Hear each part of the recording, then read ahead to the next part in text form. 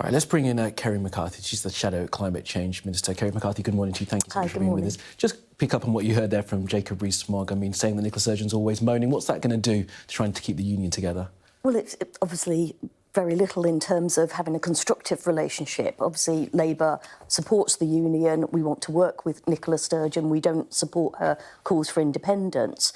But I think this sort of name-calling, just saying she's attention-seeking, for pursuing the cause that she's been elected to do as an SNP politician, I think it's pretty juvenile. And I think, sadly, that's the way the Conservative Party leadership contest seems to be going, doesn't it? Got personal attacks at some points. Let's pick up on another big story from this morning, those BP results. Huge profits being made. Yeah. Obviously, the Labour Party heavily campaigned for a windfall tax on energy profits. That has been agreed to in part.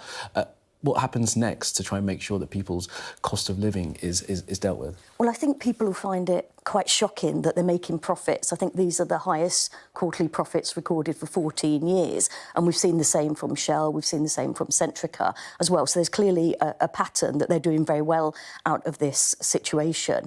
And yet we've got this cost of living crisis. And it's quite scary, the extent to which bills are predicted to go up in October and then again in January. You're talking about predictions of over £3,500 for typical bills. And people are just really, really struggling to make ends meet now. You're hearing stories about people just giving up on their prepayment meters. And it might be quite small debts. It might be that they just can't afford £15, £20. But that's the difference between being able to heat their homes and, turn the lights on and not. So certainly Labour's calling for, as an immediate measure, scrapping VAT on fuel bills for now, but we're also calling on the government to bring in an emergency budget. And again, it goes back to what I was saying about what's currently going on in the Conservative Party, because we can't wait we know the bills will be going up at the start of October. We can't wait for a new Prime Minister in September to then assemble a cabinet, to then decide what they're going to do. They're in government now. They're meant to be getting on with dealing with the cost of living crisis, and yet they're not. Yeah.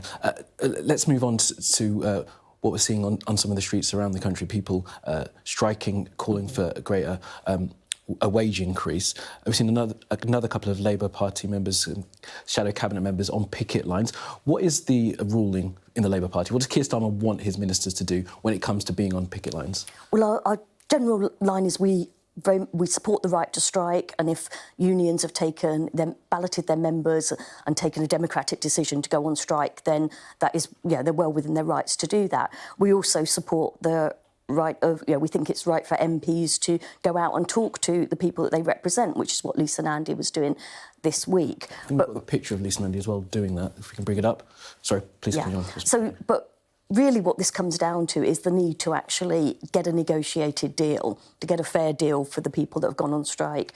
And that requires government to actually step up and encourage people to get around the negotiating table. It certainly does. Let's just bring up, though, what Sir Keir Starmer has said about the Labour Party and what they should do around strike action. The Labour Party in opposition needs to be the Labour Party in power, and the government doesn't go on picket lines. I mean, this kind of infighting, when the Conservative parties are in disarray, is not very helpful to the Labour Party, is it? What's going on?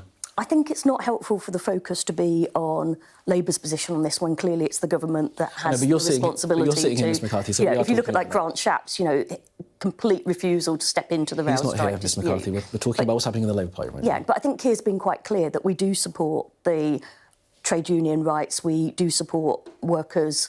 the right that they have to actually withhold their labour if a democratic decision has been made, and he's been very quite clear about that. So why is Lisa Nandy going to pickets? Why was Sam Tarry at pickets the other day? I mean, there are members of the party who want to go and want to support the strikers more full-throatedly than Sir Keir Starmer wants to. And why is there that disconnect in the party? Well, I think, Keir said, as I understand it, he's spoken to Lisa and he was quite relaxed about the fact that she went out to talk to the people that she represents. The difference with Sam is that he actually did a whole media round and came up with policies that hadn't been cleared by the party. And that's just not something that you do if you're in the shadow front bench team. You have to have collective responsibility.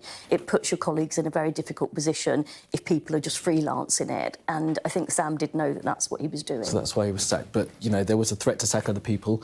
I don't think he's going to sack Lisa Nandy, but it's very clear what he says, isn't it? He doesn't want you going to the pickets. I mean, would you go to a picket? I think there's a performative element of standing on the picket line holding up signs when you're not the one on strike. But I think there's a difference between that and actually going out and talking to people and supporting. You know, I have spoken to people. I've not been on a picket line, but I've had conversations with people that are going out on strike and some of the unions that are talking about possible strike action in the autumn. And I think that's very much my job as an MP to do that. Do you think it's a vote loser to be full-throatedly behind the unions for the Labour Party? I would like to think that people recognise the importance of working people's rights. I mean, they were very hard fought for, and particularly when you have a situation where you've got skyrocketing inflation, you've got the cost of living crisis that we've already spoken about, it's only fair for people to be allowed to ask for that their wages would help them meet some of the cost of that. So I think that's incredibly legitimate. I think what's not helpful is when it would be seen as Labour in the forefront of this and taking attention off the government. So Grant Shapps would love it to be Labour MPs on picket lines with the rail workers and that be the story, because that means that he can abdicate any sense of responsibility for being the one that ought to be stepping in and finding a solution.